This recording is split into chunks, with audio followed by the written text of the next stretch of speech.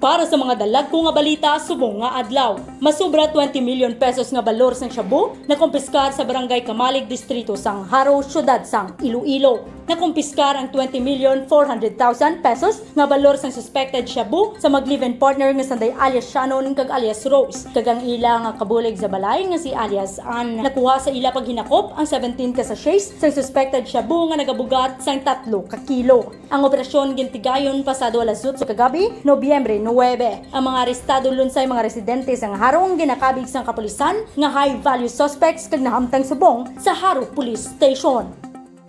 Kaso sang dengue sa Western Visayas naglabot sa 5,500. Sandig sa datos ng Department of Health Western Visayas, nakarecord sa 5,500 nga kaso sang dengue sa rehiyon, lakip na diri ang 24 nga napatay. Mas manubo ini sa 61% kumpara sa nagligad nga tuig nga nakarecord sa Masobra 14,000 nga kaso kag 76 nga napatay. Bantayan ang iban pa nga mga dalag ko nga balita diri lamang sa Panay Balita. Ini si Jen Bailon, ang inyo ka-PN. For more stories, check our website www.panaynews.net.